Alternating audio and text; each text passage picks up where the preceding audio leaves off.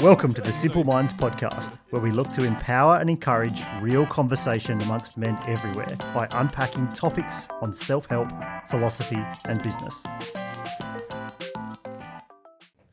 Welcome to the Simple Minds podcast for another episode. My name is Travis Hato. I am your host for this fine morning, afternoon, or evening, wherever you're listening. I'm going to get straight into introducing my counterparts. They're all wearing beautiful black shirts today. Great. This one's almost grey. It's a bit faded. Well, it's progressively darker all the way down to JB. Hughes. So to my right, we have Kanye Conrad Francis. G'day. Peace. Oh, nice to see you. That's a very Australian greeting, Conrad. G'day. Yeah. G'day. And peace. To my right, I have Magic Matt Hannum. Great to be here, Hato. I really enjoy it when you host these episodes. You do, don't you? I really do. I genuinely enjoy your hosting skills. Bring a bit of liveliness to the episodes. Every time I hear Magic Mike, I do go. You wish you wish your nickname was Magic, don't you? And to my right, I have JB Justin Bourne, the soothest voice in the room. I don't know about that. Sup? Hello. It's dusty today. Get Must have had a big night. Yes, every time. I'm just really thirsty.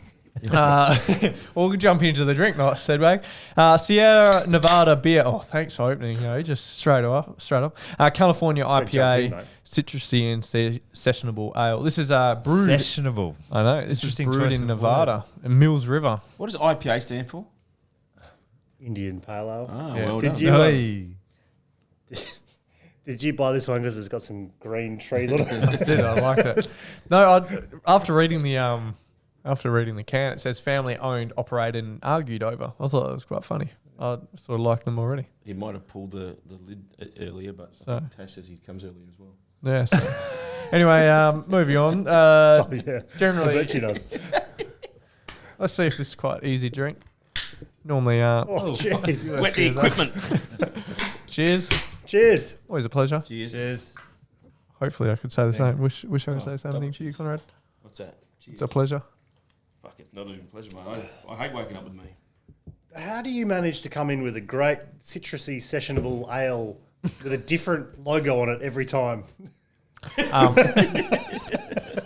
I actually have a. Rub it out. I have a brander at home, and You have actually brought a few very similar but great beers with a totally That's different probably brand. the best Sierra Nevada one I've had. I actually that's good. Pirate Life. That is a little bit similar to It is. Pirate. It is. Oh, no, that's one of them. yeah. Single fin's not far off. There's two. Yeah, single fin's not as heavy. What's that one? It's probably a little bit You heavier. brought another one recently as well. I don't know. I think That I one was like a bit. That was a an mango one. orangey one. That one. Mango one. So, yes. Anyway, not bad beer. I find that IPAs, I can't drink 10 of them. I don't really drink 10 beers anyway, but I can't drink a lot of them. Lightweight. It's more just a one or two beer. Otherwise, it just gets too heavy for me. But I could drink one of them quite easily. Excuse me. Just had to belch, did you? Repeating on me. Already. That's why I can't alright. drink too many beers. Rookie. If you've Shocking start for how serious this podcast episode is, but Well, let's that's it. go there. Let's bring it down. If you've lived under a rock for the last 2 or 3 months, you probably haven't heard that Kobe Bryant passed away in a tragic helicopter crash with 7 other people, including his daughter, or 9 other, Not 8 other people. 8 other people. Sorry, including his daughter Gigi. Who was 12, which was not the nicest news to wake up to. It was actually a Saturday morning for me. Sunday morning. Sunday morning, yeah, we're going to the beach. Sunday morning, I know it was the weekend. We're going to the beach, and we woke up at 6, and I had already had 5 messages on my phone, and they were all like, "What the hell? What's happening? What have you heard?" And I was like, "Have I heard what?" So I just swiped over to news. I was like, well, if it's going to be that big, I swiped over and it was the first thing that popped up. And I got goosebumps now. I was actually genuinely went into a state of shock. This This is a person that when I was 5 and 6 years old, I used to watch free-to-air TV. You know, I used to watch basketball and on free-to-air TV. And it was Kobe and Shaq. You know, and the following year I said to my mum and dad, I said, I want to go play basketball. You know, he was the reason that I started basketball, him and Shaq. You know, Kobe has been my idol my entire life. I've flown to LA, I've seen him play, you know, followed him, I've seen his highs and lows, you know, more so in the back end of his career. You know, the last 2 championships, you know, I was really kind of involved in. And it's incredible how, you know, someone that you don't meet, but you're in their proximity and they affect you so much. I genuinely grieved for a week. You know, I was genuinely sad. It felt like I'd lost a family member. I know that sounds kind of a bit weird, but I genuinely grieved. That whole, you know, for 2 or 3 days, I was really sad and I was really somber and I wasn't quite sure of the way to think and feel, which I second guessed a lot because I was like, oh, I've never actually met this guy, but you know, I feel this way. Is this, you know, the right way to feel? Is this the right, you know, the thing to do? But he, you know, the more and more I reflected on it, he had such a profound effect on me. You know, like I said, here's the reason I picked up a basketball, and 25 years later, I am still in love with the sport. You know, it's a fantastic sport. Still engrossed in the NBA every year. You know, thanks to Kobe and the Lakers, and so for that week after, I certainly grieved. You know, obviously time gets better and that sort of stuff. But did you guys sort of feel the same way? You know, because I know Conrad, your love, you're probably more love of Magic in that area, but I know Kobe had a massive effect on you. What was the grieving period, I guess, for you guys? Because I know everyone sitting in this room, you know, enjoyed Kobe, have researched him, he's been in their proximity. You know, we're all the similar age, except for old boy over there, that we're, you know, have gone through his and have enjoyed his successes and also his, you know, his failures. I mean, true story. I mean, I am a Magic fan, and but I am a Lakers fan. I too I've journeyed to LA and watched Kobe play, the uncoachable one they call him. Yeah, it hit me. I mean, I guess his contribution to the sport and his work ethic had no peers, particularly in the game of basketball. And I guess that's what I pretty much aligned myself to. I mean, he hung 5 banners for the Lakers, and Magic hung 5 banners for the Lakers. You know, I think the era of basketball was very different when Kobe and Shaq were playing versus when Magic and Kareem were. But nonetheless, you can't deny that effort to get to the, you know, to get to hang 5 banners. But more importantly, again, with Kobe, is that what I learned was that because his story is probably so much more public, and it was on, you know, largely on the internet, and you saw more, you got to learn more about the bloke than what you probably could easily find out about the likes of Magic and Kareem and those guys back in that era. So you did go on the journey with them a bit more, and it's probably going to be a bit more of that for the youngsters coming through these days, that you do share those kind of emotions and you do connect with them. And what we do know is connection needn't be physical, you know, and connection is always emotional, and you can connect with anyone through any medium in space. So, you know, I think when you were talking to me, Trav, I mean, it made perfect sense to me the way you felt, given the impact he had on your life. And I can probably still tell you that I'm probably still grieving that today, you know, a month or so after. I struggle with comprehending that, you know, even with all I know and what I believe around death. You know, I challenge myself to sit with acceptance on death a lot, but I do struggle when it impacts children. But it is what it is. Matt? Yeah, pretty similar to you, Hader. I woke up and it was a Sunday morning, and there was a handful of messages on my phone already, and I was a bit shocked. You know, I don't think anyone saw it coming, but it was just wasn't expecting to see something like that in that That's way. Kobe, mate. An Achilles heel injury couldn't bloody stop him. No, well, that's it. And I largely have had the same. I mean, I guess I sit somewhere between the two of you that it quite deeply affected me. In that I played basketball my whole life more or less as well. Not to the extent that and what the involvement that you two have had, but it's still something I did forever. I wore Kobe's shoes. I watched those championship games. I've actually had it sitting there in front of my TV, the DVD of all the championships, and I haven't actually put it on to play yet. But I've sat there since the last couple of weeks, and I'll get to it. But I just haven't wanted to watch them just yet in that regard. But I still hold an old PS3 sitting there, and it has NBA 2K10 on it. And whenever I pull that thing out, I play the All-Star team and I shoot and hit like 50 or 60 with Kobe, and no one else gets a look in. His rating would be like 98 in 2010 as well. Yeah, but there's the concept of it, and I think like you talk about that energetic attachment. Like I never got to meet him. I haven't actually managed to get to the States ever. I wish I had seen him play. I accept it, but I'm really frustrated that I didn't take the opportunity to go see him in Melbourne only 6 months ago. I'm really frustrated at that. And obviously I run media businesses, and as much as I loved the guy from everything around his basketball career, and I think there's a lot that we attach to his work ethic and performance, that he's almost like the peak of who we could be if we really gave ourselves everything.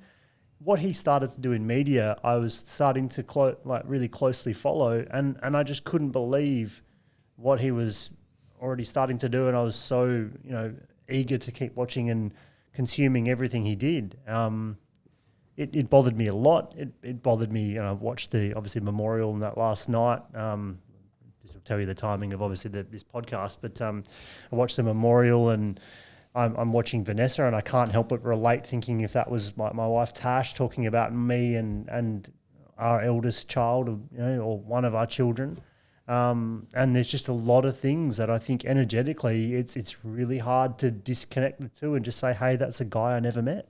I just think there's so many attachments and reasons why it has actually deeply moved me, and I've struggled with it, like you said, in the first week or so, and then it hasn't been the same, but I've still found myself journaling on it, thinking about it a lot since it happened. So it's a pretty strange feeling, hey? It was very foreign to me to start off with. I was like, why am I feeling like this? This is someone I've never met. Like why am I feeling this?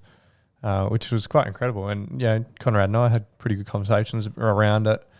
And it was interesting to unpack and see, he did have a profound effect on you. Yeah, so, it's obvious, and I remember watching his last game with you, and we were sitting there, what the fuck is this guy doing? I mean, he's out there busting 60 points in his last game. I'm thinking, what the hell drives this bloke? That's all I was thinking about. What is going through his head? Well, did you hear in the memorial what he'd said? Or I don't know, he'd said, he turned around to the girls, to the kids, and said, this is what you do when people tell you you've got nothing left to give. And then went out and did that. And that's the first time I heard that. And when I was watching him do it, all I could think about, and it almost ruined the way I was watching the game, was what is going through his mind? Because you can see him physically beaten, physically tired, but his mindset that was the only thing that you could see going through. And I watched the game again just after he passed away. I think they televised it on Fox, and I watched that game again. I'm thinking, it is so obvious to me that guy is 99% mental, right? Like that's where it all comes from. Because he just pulled his body through. I mean, but the things you can do in the face of adversity, if you want to do it, and then knowing what he said to his kids, he knew he was going to go out there and give it a crack. Crazy. I didn't believe it at the start. The first day, kind of Damian Lillard put a quote out. Damian Lillard plays for the Portland Trailblazers. Is a superstar in his own right, and he said, I didn't believe it. I was expecting a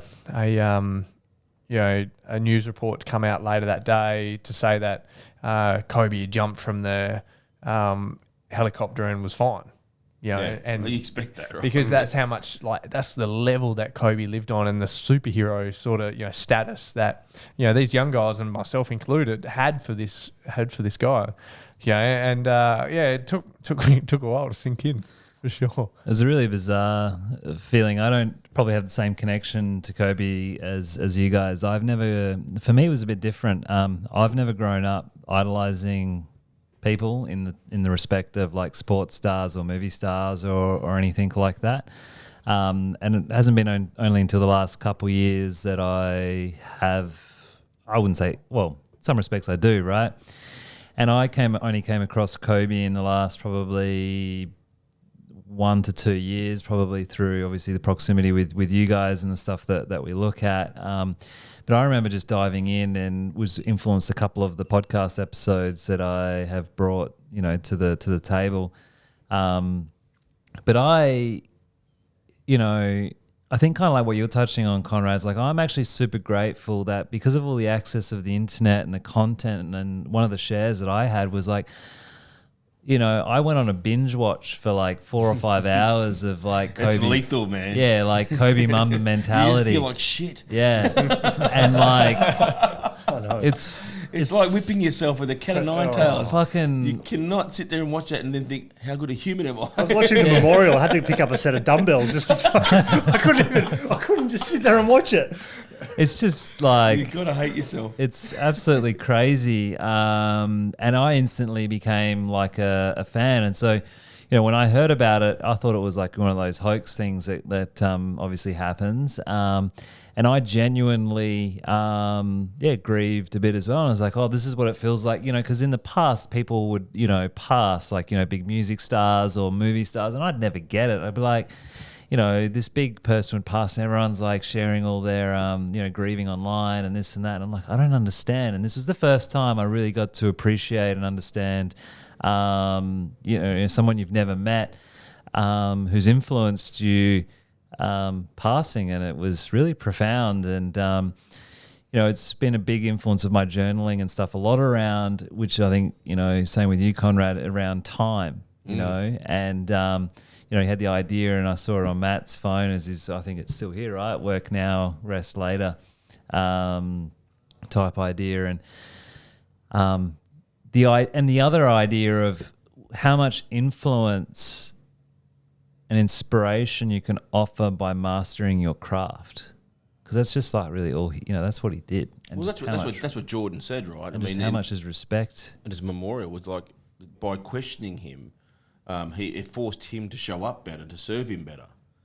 And he was saying like everyone wanted to talk about, the comparisons between the two when he passed, and he goes, all I wanted to talk about was Kobe. It just shows you the humility that even the greats have the bloke. Well, that's it. Like, I learnt so much from Kobe over the years, and that's why I wanted to take this podcast, is to maybe we could spend hours and episodes, talking about the things that made Kobe Kobe and the things that you can learn from him. But let's trim the top. The main ones of what I learnt and you guys have learnt from Kobe, and looking out from in. The first one for me that comes to mind is there was a great story by Rob Pelinka that really epitomises this. He was in church on the day that Kobe passed. And he said that his phone vibrated, and normally he doesn't check his phone in church, and for some reason he felt this urge too, so he checked it, and it was Kobe. And this is not unusual, because he and Kobe speak every day. So Rob Pelinka is his long-term manager, and now he's the GM of Lakers, and he's his best friend. So they talk every day, they talk about everything. And he sort of looked at it, and he was like, it's not urgent. It was just a text from him, and he was like, oh, it's not urgent, I'll text him back later. But then he had this another urge, and he was like, oh, I'm going to text him back now. So he looked at it, and it was Kobe asking if he knew a certain baseball agent, because he wanted to link one of the girls in with the baseball agent to do some internship and give her a leg up. And Rob basically looked at the message and replied, and then they were texting back and forth, and he had just kept having this urge to keep doing it. And then it found out, about 15 minutes later, the helicopter went down. And so Kobe's last act on this earth is helping someone else. And that's one key theme that really comes from Kobe Bryant is service and being of true service to people. We're just talking about it before this podcast, and it's like Kobe in the world apparently has the most Make-A-Wish grants out of anyone, and it's 220. Something like that. Yeah, something like that. So it's around 220. That's the most out of anyone. For a superstar that's one of the busiest people in the world and the biggest. He has the ability to do 220 Make-A-Wish and impact a child's life or someone else's life. Because he would have made time, right? I mean, that's the thing. Like, a lot of people would have been asked for it, but he found a way to fit that number in. That's incredible. You prioritise what you want to prioritise. The other story that I really like that Rob Pelinka was saying was that his and Kobe's kids went to the same school, and Kobe started picking up the kids after he retired because he wanted to be more of a part of the kids' lives, and Rob Pelinka's kids loved Kobe, and the reason why was when Kobe came to see them or saw them at school, he'd run up to them and pick them up like they'd literally just conquered the world. He gave them so much love and energy and that service.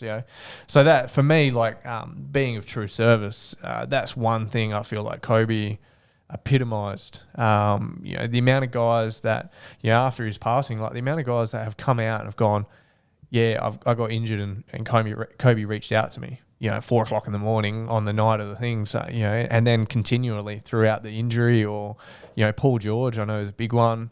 How they continually reached out and how he continually reached out, and it was just being that dialing in and giving that that Mamba mentality to so many of these young guys, but also to the certain thing of helping a young girl get an internship with a baseball agent. So service is a big thing for me. Did anyone resonate with Kobe in service? Oh, yeah, 100%. I mean, what particularly what he was starting to do with female sport because of his daughters, right? Basketball and volleyball. Basketball, volleyball, exactly right. I mean, and that's his sports academy catered for both. Yeah. There's stories from various females in the sport, and a few of them spoke yesterday. Diana Taurasi and I hate this for the life of me. One of the Yukon girls spoke spoke to the time that he gave them, even just in SMSing them on great games. Just I see you in a strong arm symbol. Just those little things. That's all service, huh? Yeah, of course it is. Because what does it mean to get that from someone that you look up to? So, I mean that's without question. He allowed. I mean, again, when you look at Jordan's response, he allowed Michael to become better because he challenged him to. He asked him the hard questions, and he demanded him to be at his best to answer them. Well, sorry, Matt, go. No, I was just going to say then, I'll go back to the media, which is the thing I raised earlier, is he sort of had transcended that. He'd already moved into a space where he'd leveraged beyond his own, communication and what he was building with the Wizardard series and the Punies podcast, and he won an Oscar for Dear Basketball, which is not bad. I mean, it was fantastic, but what bad. I'm saying, no, but what that wasn't truly his impact. That wasn't his impact piece. Like these other, the stories that he was building around the mixed racial females that he was building into the lead roles, and everything he was doing and creating in the media that he was building and the empire that he was creating was already probably had a massive impact, but was set to have an incredible, way more leverage than just what he could do by reaching out to players past and present and everything.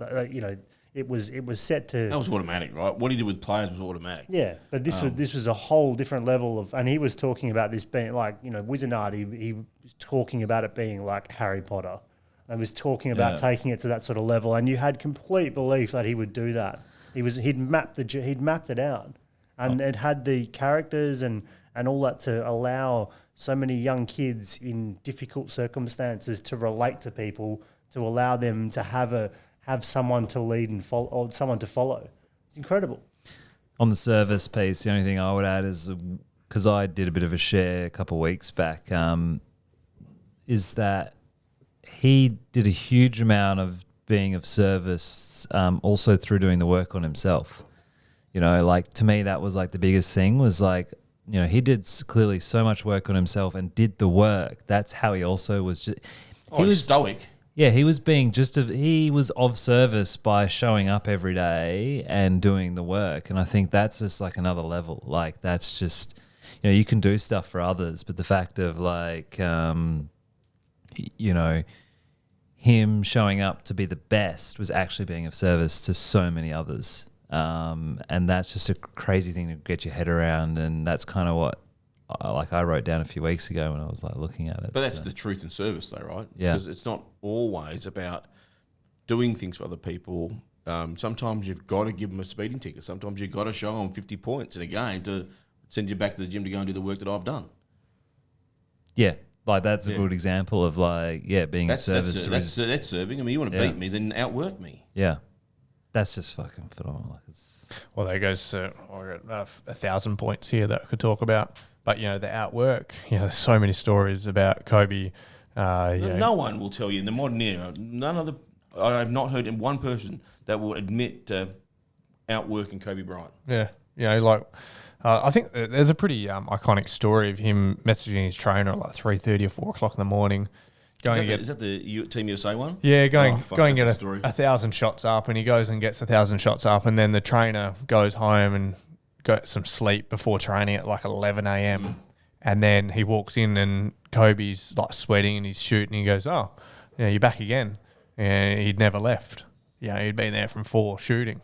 You know, and the trainer had gone home and slept. You know, that's just the epitome of outwork. You know, it wasn't the shots up; it was the makes. Yeah, he goes, "I had to make 800. I just made 800." Crazy, hey? But it's you know, his mindset of outworking your competition. You know, working when they're not working, and simply getting up that hour earlier, investing that amount of time. You know, taking more shots. It's incremental greatness. Like to adjust. Like, I mean, most humans operate the same way. We sleep X, you know, we're awake. To adjust your life into polyphasic approach of sleep, to get an extra training session in the middle of the night, to know that he gets an extra session in every day for that year, and then the next year and the next year on all of his competitors, is just unbelievable. But it gives if you're doing the work, you have the right to have the belief, right? I mean, it goes without saying, right? If you're going to do the work, then you're allowed to believe. And you know, you're coming up a bloke. You know, when you sit him next to Shaq, you know, when you see some of their pictures, you know, he's not half the bloke Shaq was, not even a third. But yet he got into a brawl with him. There's some good stories about that, actually. Just hope you don't run that one-on-one interview. If you guys get a chance, listen to Shaq interviewing Kobe about a year ago. Yeah. It was one of the most enjoyable interviews that I've ever watched. Particularly knowing their story, it was banter, and it was great to watch. So if you get a chance to watch it, it's fantastic. Conrad, I'll come back to one of the points that you made about Michael Jordan and how you know, Kobe just kept asking him questions and being a bit of a pest. The thing that I take from Kobe for sure is to ask questions. You know, like he asked Kobe. There's 2 stories that I'll share. The first one is about MJ. This is just recently, actually, in the last kind of year or so. He calls Michael Jordan and says to him, "Oh, Michael, I'm teaching Gigi. You know, she's 12 years old. These footwork and moves and that sort of stuff. You know, when you were 12, you know, what were you thinking about when you were learning these moves?" Yeah, and Michael Jordan responds, goes, "I was playing baseball." Yeah, but like the level of question asking that Kobe takes it to is phenomenal. You know, like it's granular, mate. Yeah, like there's no stone unturned. He asks questions of everyone. And even so, like, it doesn't matter if your best bud's like Michael Jordan or, you know, there's another one with, Kobe was in the finals against the Celtics, 09, 10, 11, somewhere, one of those 3 years. And he was getting doubled in the pick and roll a lot. And Dwayne Wade is a little bit younger than Kobe, and he calls Dwayne Wade up, and he goes, Dwayne, you're the best at pick and rolls. How do I pick this apart? How do I get through this? So one, the sincerity to do that, but also two, just the ability to ask the question. Ask questions of yourself, ask questions of people around you, ask questions how to do it better. That's one major thing that I've learnt from just hacks, man. That's all we call it hacks these days, right? But that's what it is. He goes, okay, well, fuck, I ain't got time. I've got to fix it in game 6. Yeah. All right. Let's go to the best person. Yeah. And ask the question. That's the humility. Yeah, the humility to do that. Like, I keep telling you, gratitude, humility. I keep telling you. You keep telling us. That's not humility. Keep telling you. But he doesn't give a shit, right? Yeah, zero. Like he doesn't care about absolute zero fucks. Yeah, doesn't care about looking stupid or silly or what you care, or I don't care if I'm calling you it's all about the end result at 3 a.m. to ask you this question of how you were thinking. Oh, did I wake you in your sleep? Oh, anyways, what's the answer of the question? Exactly right. And that was the call that he made to that coach. This was Team USA, and it was like, sorry, did I wake you? Can you come and train with me? At 3 a.m. in the morning. It's crazy. Like, for me, the biggest thing, which I guess, there are lessons to be learnt in someone passing, and I guess they're powerful. And but you could learn this from Kobe when he was around, though, right? Yeah, but more for me, it was just like, you've got one life, and like, what is your eulogy? That's which we've talked about before. I guess that's where I'm at with it. Yeah. And shortly after Kobe's scenario was when some news I had from some friends of mine a friend of mine having some terminal issues. So I think it was compounded. Yeah, like what does your eulogy look like, and like the fact what he achieved in his short time here. If 41. Yeah, 41. 41. Yep. And like where you going, Matt? Like what he would have achieved with. I mean, already in the last couple of years, just very quickly as he retired, what he achieved there in the business and media space is just. It's crazy, and I guess for me, it's really influenced since his passing the idea of one life and that reconciliation of time. Don't waste time. It's not yours to waste. It's yours to invest. And changing, which we've talked about plenty of times as well, the definition of work. Because at the end of the day, like you think about, look what he did. He's the opposite of work-life balance and everything that everyone's pushing for. Oh, counterintuitive, 100%. Complete opposite.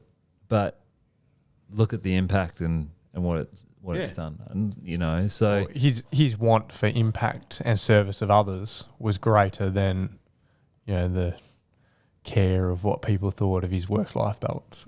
He couldn't give a shit. No, could not give a shit. I mean, the guy had the thickest skin than me. You could tell, mate. I mean, if he was going toe-to-toe with Shaquille O'Neal, he did not give a shit. I want to win. You're my conduit to win. Fucking shape up. It's kind of like us in this podcast, isn't it? But they turn around and he said, and they say, you got to watch this interview. Like he'll say, well, if you were fucking fit, we would have won 12. Yeah, that's great. I mean, Brian Carwell. My next one, next point that I love that I think really was his true soul focus. That filtered it onto service and ask questions and stuff is just be the best version of you. I've listened to a lot of his content, and that's one thing that just comes up time after time is be the best version that you can be, enjoy the journey, and then he was all about journey. Yeah, particularly at the end of his career. Yeah, every time he was in an interview was something about the journey. Yeah, every time. Just reminds me of, I think, in some of his content when he talks about, and he's been asked a lot about how he feels about winning or losing, and like just the neither matters. Yeah. And that idea of like, I'm going to be comfortable with either one. And that's just like, it's exactly because he sees the learning and the losing, right? Correct. It's enjoying the journey. Yeah. It's absolutely phenomenal. He doesn't like it. Yeah. Particularly against the fucking Celtics. He don't like it. But, He hates it. but you know that when was it when they lost that series against the Lakers? Against the Celtics, and he got off the plane because he had 2 air balls. The final stage of the game, he got off and went straight to a court and was shooting. He got the janitor to let him into the local primary school just at like 2 a.m, and he just let him put shots. Straight off the plane, straight to the basketball court. Didn't he went home, dropped his bag, and walked across to the school. Like insane. But you can't. We've all had those moments where you've either fucked something up and you overthink the shit. But how many would go and put those hours in to fix it? No. So you don't make that mistake again. What's it like? He's obsessive, beyond, next level obsessive, really, isn't he?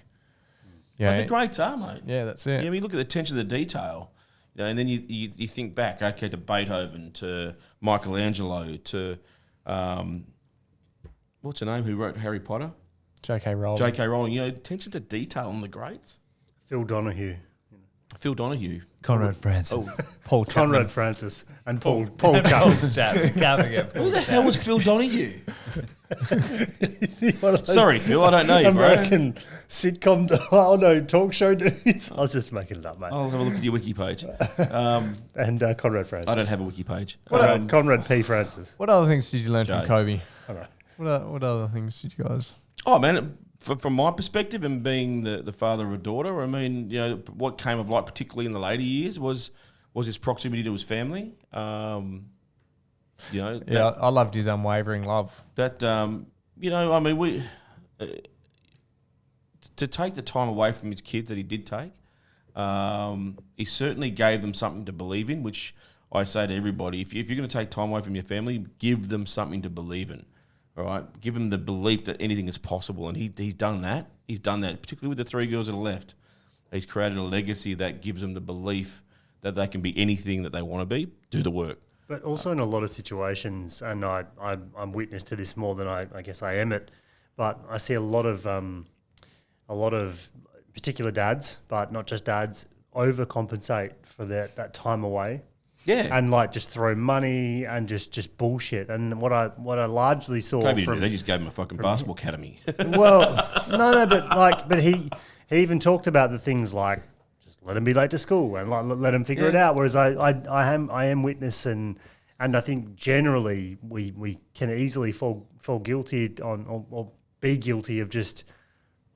I guess that's coddling a little bit or whatever it is for the kids. But, being away a lot, he was able to just firmly know. Deliver, man. But he knew what it would take to give them the outcome. He focused on that end result and he was able to do that despite maybe he was thinking, I haven't seen them. But he knew he knew what he had to do to set them up. If you deliver in what you love doing, you're giving them the belief that they can go after what they love.